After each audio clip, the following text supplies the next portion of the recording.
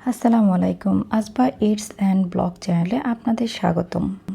আজকে আপনাদেরকে আমি করে দেখাবো খুব সহজেই কিভাবে চাইনিজ ভেজিটেবল বাসায় রান্না করা যায়। এজন্য নিয়েছি পেঁপে, গাজর, ফুলকপি, ক্যাপসিকাম, বরবটি। এই সবজিগুলো প্রথমে একটু সেদ্ধ করে নিতে হবে। সেদ্ধ করার জন্য একটি পাত্রে আমি পানি নিয়ে নিলাম। পানিটা যখন ফুটে আসবে তখন আমি সবজিগুলো একে একে দিয়ে দিব। ক্যাপসিকামটা যেহেতু একটু বেশি নরম হয়ে যায় তাড়াতাড়ি, তাই ক্যাপসিকামটা আমি চেষ্টা করব একটু পরে অ্যাড করতে। আর সবজিটা বেশিক্ষণ সিদ্ধ করা যাবে না, হালকা একটু সিদ্ধ হলেই শক্ত থাকা অবস্থায় নামিয়ে নিতে হবে। যদি বেশি সিদ্ধ করে নেওয়া হয় তাহলে কিন্তু ভেজিটেবলটা একদম নরম হয়ে যাবে। চাইনিজ ভেজিটেবল সাধারণত একটু শক্ত শক্ত থাকে, সো সিদ্ধ করার সময় এটা কিন্তু একটু খেয়াল রাখতে হবে। যেহেতু আমার বাসায় ছিল সবজিগুলো, তাই আমি 5টি সবজি ইউজ করেছি। আপনারা চাইলে কিন্তু 2টো অথবা 3টি সবজিতেও এটা রান্না করতে পারেন। দেখতে পাচ্ছেন ক্যাপসিকামটা আমি একটু পরে দিয়ে দিয়েছি।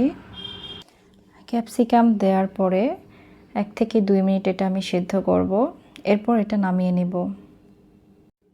সবজিটা ছেঁকে নেওয়ার পর যেই পানিটা থেকে যাবে সবজি সিদ্ধ করা, এটা কিন্তু আমি ফেলে দেব না। এটা যখন আমি আবার সবজিটা রান্না করব সেখানে কিন্তু এটা নর্মাল পানি ইউজ না করে এই সবজি সিদ্ধ করা পানিটাই ইউজ করব। তাহলে আর সবজির যে ভিটামিনগুলো চলে গিয়েছে সিদ্ধ করার ফলে, সেগুলো কিন্তু আমার ফেলে দেওয়া লাগবে না।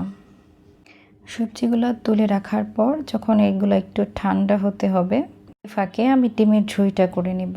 একটা পাত্রে খুব কম পরিমাণ তেল দিয়ে আমি ডিমের ঝুঁইটা করে নেব। তেল বেশি দিলে কিন্তু এর ঝুঁইটা করতেও সমস্যা হবে। অনেকে কিন্তু ভেজিটেবলে ডিমের ঝুঁই ইউজও করে না, সেক্ষেত্রে আপনারা যদি কেউ ইউজ করতে না চান, না চাইলেও পারেন, সমস্যা নেই।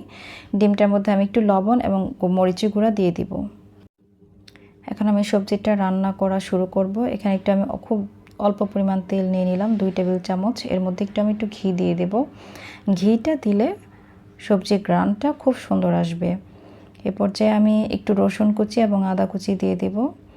আদা রসুন কুচি একটু হালকা ভাজা হলেই এটাতে আমি পেঁয়াজের কিউব করে কাটা পেঁয়াজগুলো দিয়ে দেব। এবং আমি এখন দিয়ে দিচ্ছি মাংসগুলো আমি সিদ্ধ করে ঝুরি করে রেখেছিলাম যেন তাড়াতাড়ি রান্নাটা হয়ে যায়। সেজন্য আমি এখন একটু চিকেনের সিদ্ধ করা দিয়ে দিলাম, টুকরোগুলো দিয়ে দিচ্ছি, একটু লবণ স্বাদ মতো। এখন সিদ্ধ করে রাখা সবজিগুলো এটা দিয়ে ভালোভাবে নেড়ে চেড়ে নেব। ভেজিটেবল যেহেতু অলরেডি সিদ্ধ করা, অল্প সময় রান্না করলেই হবে। এ পর্যায়ে দিয়ে দিচ্ছি ডিমের ঝুড়িগুলো। ডিমের ঝুড়ি দেওয়ার পর খুব ভালোভাবে নেড়ে চেড়ে এখন আমি একটু পানি ইউজ করতে হবে।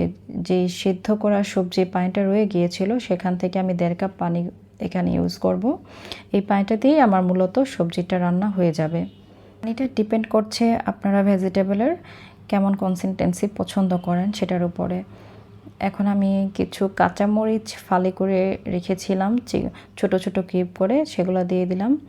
যেহেতু আজকের ভেজিটেবলটা একটু ঝাল হবে তাই আমি এটাকে কুচি করে কেটে নিয়েছি। এখন দিয়ে দেব 1 চামচ সয়া সস এবং 1.5 চামচের মতো টমেটো কেচাপ। এটা দেওয়ার কারণে সবজির টেস্টটা কিন্তু আরও বেশি বৃদ্ধি পাবে। আপনারা চাইলে এখানে টেস্টিং সল্ট ইউজ করতে পারেন। যেহেতু আমি টেস্টিং সল্ট ইউজ করব না তাই দেখাচ্ছি না, স্কিপ করে যাচ্ছি।